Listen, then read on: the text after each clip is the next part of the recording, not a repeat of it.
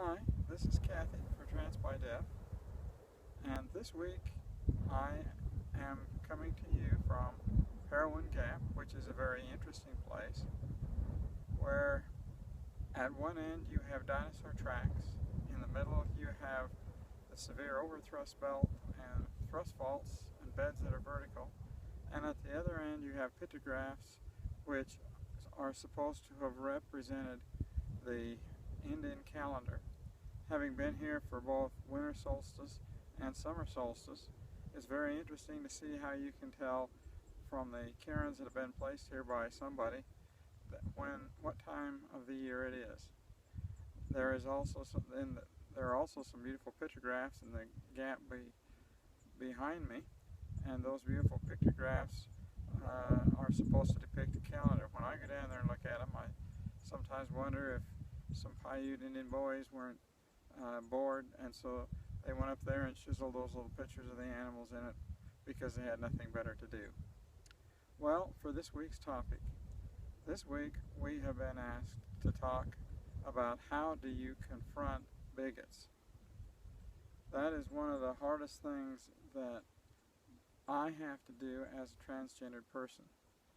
The first thing that I try and do in all situations when it comes to confronting or being around a bigot is, if that person has a very strong attitude toward transgender people, which is what you often encounter, I try and have as little to do with that person as I possibly can.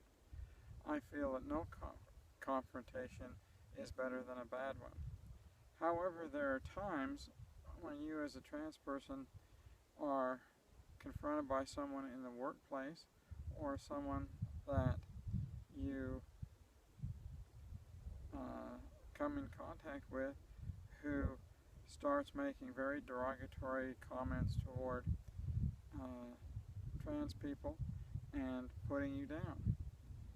In that case, the first thing I do is try and approach them and say, please, that is inappropriate to treat people, and use that kind of terminology. My experience when you run into the true bigot is that that person will explode, call you all kinds of names, and draw a lot of attention to you as a person.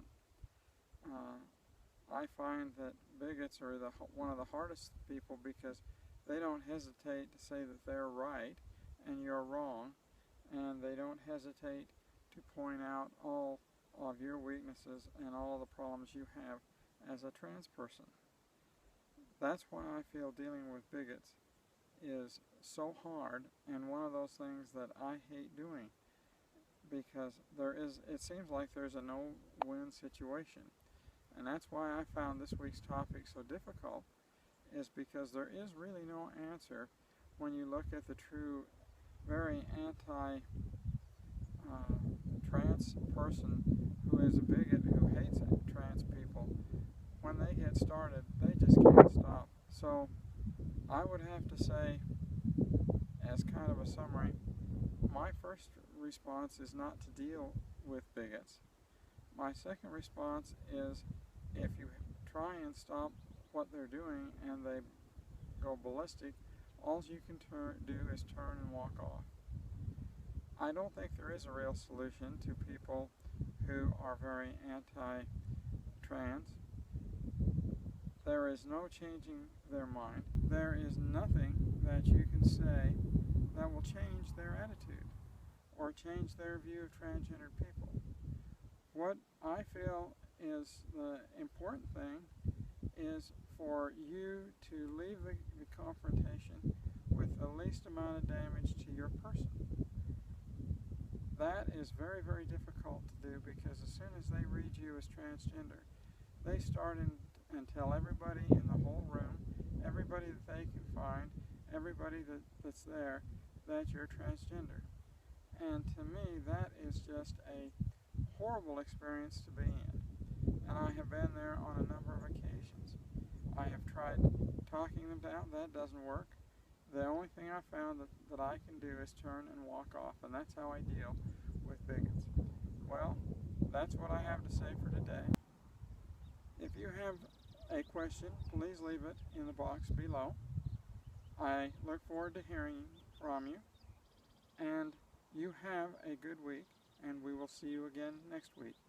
Bye.